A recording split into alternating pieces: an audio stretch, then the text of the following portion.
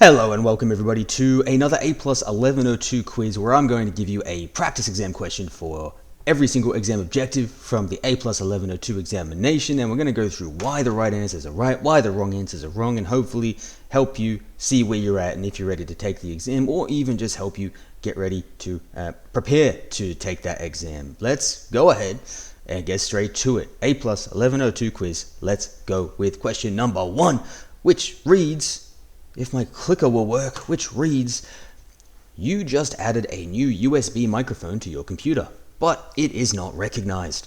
Which control panel utility would be the most helpful to check for the device and potentially troubleshoot driver issues? A. User accounts. B. Device manager. C. Indexing manager. Or D. Administrative tools. Pause the video if you need more time. I'm going to give you the answer right about now. The answer is B, device manager. So essentially, guys, device manager, right? You're using that to manage any sort of peripheral devices. So you're using that if you have any device attached to your computer, you're using that to manage those devices essentially. So we've got some key points here, right? So hardware device management, you're providing a comprehensive list of all the detective devices on your device, whether that be a computer, a laptop, whatever it is, whatever you've got connected, device manager will show you what's connected.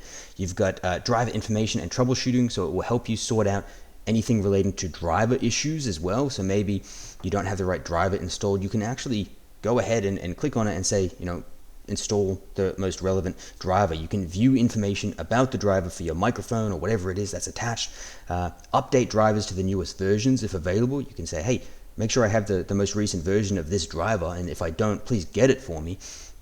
Or troubleshoot driver conflicts that might be preventing the device from being recognized, right? So it's a good way to manage everything relating to those external hardware devices that you might have plugged into your device. And of course, it helps you in identifying those issues, just going through pretty much everything we went through there, right? You can see if you have an out-of-date driver, etc. So that being said, let's have a look at some of the incorrect answers and what they're all about. So we also had A, which was user accounts. It's pretty self-explanatory, right? It's in the name. It doesn't take a lot of insight to figure out what that's going to help you do. This utility focuses on managing user accounts and permissions on your computer.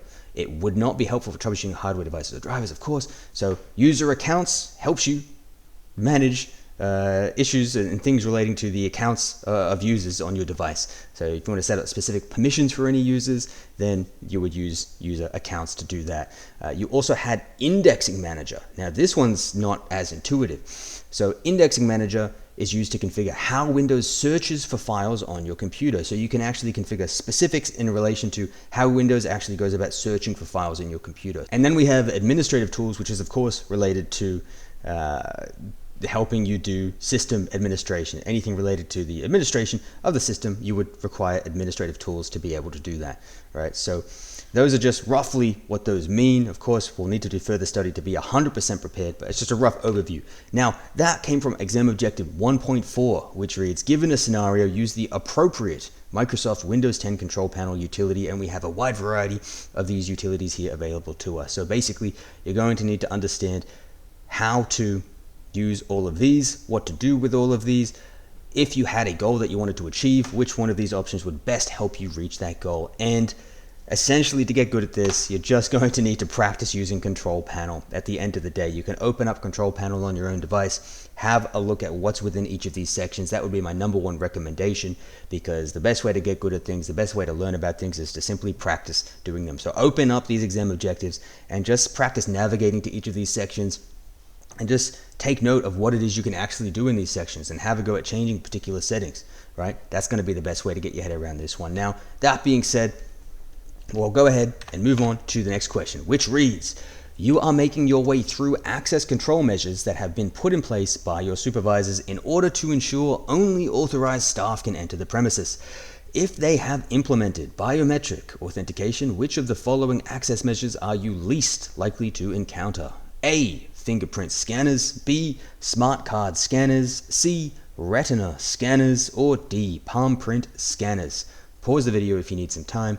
I'm going to jump straight to the answer. The answer is B. Smart card scanners. So essentially, guys, the question specified biometrics. Biometric is as they put it, something you are. It's your eye, it's your fingerprint, it's your palm, it's your facial structure. It's something that you don't carry with you, but it's actually something that you are. And a smart card is something that you carry with you. It's not a part of your body. It's not a part of who you are. It's not in your biology, biometrics, biology. It's something you carry with you, right? So it's the only one that doesn't fit that category of something you are. That one's pretty easy to get your head around, I think, and that came specifically from exam objective 2.1. Summarize various security measures and their purposes. And it's good because this exam objective specifically simply says summarize. So that means you basically just need to be able to talk about what they do. What are they? And this specifically came from this dot point here, which is physical security for staff. So for this one, you'll just need to know what a key fob is. What does it do? When would you use it? What a smart card is. What does it do? When would you use it? Keys and biometrics as well. And then you also had retina scanner, fingerprint scanner, and palm print scanner. So those were all actually included in that question there, right? So for that question, we covered biometrics, all three of those dot points, and then we also covered smart cards there too. You also need to know about lighting and magnetometers. Magnetometers. Oh, you need to cover that as well. That's a big fancy word. We'll get into that in a later video when I cover a question that covers that. But basically, you'll need to be able to just briefly talk about everything in this exam objective and just be able to summarize it, right? So summarize is an easy one. Just talk about what is it. Moving on to the next question, exam objective 3. Let's get straight into it and take a look. The question reads, you downloaded a new weather app last week, but now whenever you try to open it, the app crashes and closes immediately. You've checked your internet connection and it's working fine. What should be your next troubleshoot step based on the information provided? Okay, should we A, clear the cache and data for the weather app in your phone's settings? B, check the App Store for any other weather apps which perform the same function and download them instead? Should you C, uninstall and reinstall the weather app on your phone? Or should you D, restore your phone to factory settings?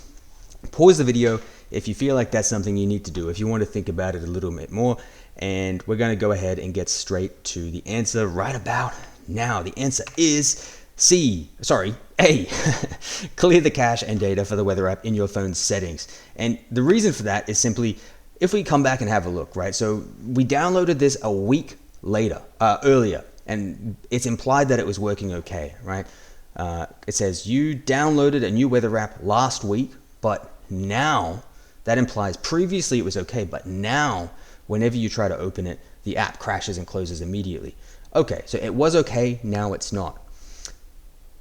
Clear the cache and data for the weather app in your phone settings. That's a pretty low effort thing to do that could potentially solve the issue. So it makes sense that that would be the first thing that we do, right?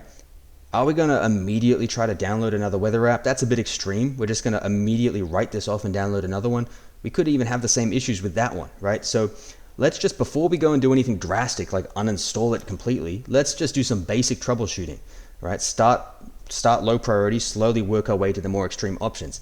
Similarly, uninstall or reinstall the weather app on your phone. And reinstall. Just that, again, that takes time. It's very time consuming. Uninstall it and reinstall it. It's a bit extreme. It's something you certainly could do to troubleshoot it, but you would want to do the more simple option first. Clearing the cache is a lot lower effort, a lot more simple. And finally, D, restore your phone to factory settings. That's the most extreme option. That's like, that's going to wipe everything, right? So we definitely don't want to do that unless it's a last option, unless it's our last resort. So A is the only one that makes sense as the next troubleshooting step, because we don't have any reason to proceed to these extreme options here. With that being said, I just explained all that. Pause and have a read if you want, but I just verbally went through that. This one comes from exam objective 3.4, which states, given a scenario, troubleshoot common mobile operating system and application issues. So this outlines, you'll need to be familiar with these common symptoms, right? All of these common symptoms you'll need to be familiar with, and you'll need to have a brief understanding of how to go about actually solving them, essentially. So yeah, that's pretty much it, right? I can't go through all of these right now in this video, but if you want, you can grab my learning guide over at journeytocyber.com, which will take you through notes and give you some practice exam questions that covers exactly all of these. I promise that's my last plug. I promise I won't do it again. I'll probably break that promise. Okay, on to the next question, which comes from exam objective 4 and is our last question for this video. The question reads, a customer provides their full name and home address when creating an account with your online store. How would you classify this type of information? A, healthcare data. B, personal government issued information. C, PII, or D, indiscriminate data. Take a second to pause the video and have a go at answering that. If you feel like you need some more time, I'm going to jump straight to the answer right about now. The answer is C, PII, or what that stands for, personally identifiable information.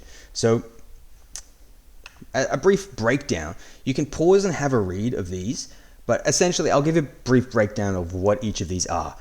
Right. First of all, of course, it came from from exam objective 4.6, specifically the dot point regulated data. So you'll need to know about credit card transactions, personal government issued information, PII, healthcare data, and data retention requirements. So that's the section we covered with this question. Now, as to what credit card transactions, what all of these are, essentially, we'll skip to this excerpt from my learning guide. There's the plug again.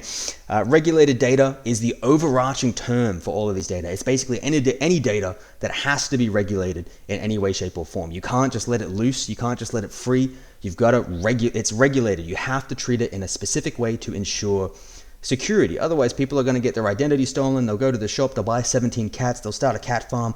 The animal welfare will come and investigate, and they'll think they are you, and then you'll go to prison for the rest of your life. And you don't want that. So we better regulate this data.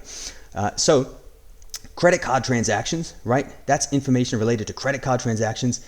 And they are heavily regulated because there's a high risk of financial fraud, right? If someone gets a hold of your credit card information, that could, of course, go very, very poorly for you. So regulations, you very well may need to know this for your exam.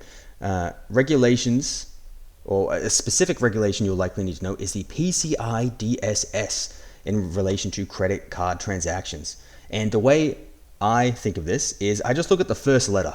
I think about payment card, PCI DSS. So if I see this as a multiple choice option, I think payment card, PC, payment card, credit card. Okay, this is the one that relates to credit cards. PCI DSS, payment card, boom.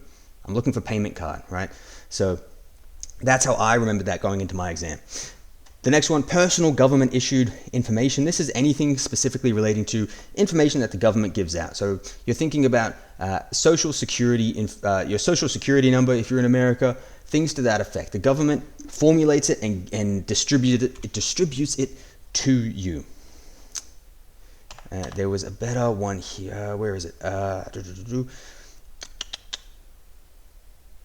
Here we go. A full name and home address are personal information, but they're not specifically issued by the government. So you're usually looking at things like your social security numbers or passport numbers. These are things that the government develops and issues to you. Whereas PII, which we'll get to next, is a little bit more basic, like your home address, for example. The government doesn't give you that. You're free to move home whenever you want. Your driver's license would have your address on it. Right? Your full name, things to that effect that the government doesn't develop and give to you. So PII refers to any data that can be used to identify a specific individual. This includes information like name, address, phone number, email address, and geolocation data in certain contexts. And the regulation specifically that you'd want to have a look at for your exam would be the GDPR. So GDPR looks at personal identifiable information. And CCPA as well. I wouldn't worry too much about CCPA. I just focus on GDPR. The GDPR is the regulation that regulates personally identifiable information, right? And I've got that P there in the middle. I think personal. I don't know why. That just helps me. So I've got over here, my trick is payment card, and then here I've got goddamn personal right. That's my personal information. That's my personal right to hold on to, and you ain't gonna take it from me. Right? That's the trick I have in my mind. So I got a payment card for credit card transactions, and then goddamn personal rights for personal identifiable information. And then we move on to healthcare data, which is regulated by HIPAA, and that's easy. H for health. That's an easy little mind trick to keep in there. So just HIPAA. I just think of H for health, and that's information related to a person's health. So any medical records, anything like that. If it's related to healthcare, it's healthcare data, right? And then, of course, data retention requirements they're a thing that, we need to take account of, because if we're going to be responsible for storing any of this data, we can't just be giving it out willy-nilly, right? So that's pretty much every question for this video. If you found this video helpful and you're thinking, hey, I wish I had a complete document that outlined notes, active recall questions, practice exam questions with detailed answers, and had an online quiz component, it's your lucky day. You can head over to journeytocyber.com, where I have the only products you will need to pass your A+ examination. Over here, I have my learning guide, which has all of that. You're looking at notes, you're looking at practice exam questions with detailed answers for every single exam objective, and every dot point within that objective, and every sub dot point within that objective. It's broken down to exam questions and notes and active recall questions in that level of detail. And what's even more is you get access to an online quiz database full of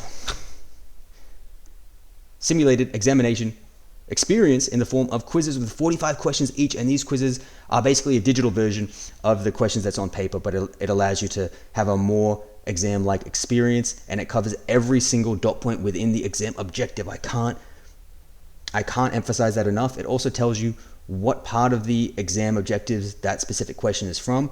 So if you get it wrong, not only do you have that detailed explanation right there in front of you, you can also say, oh, it's from this exam objective. I'm going to go back to the learning guide and then study that even more, because I know exactly where I need to go.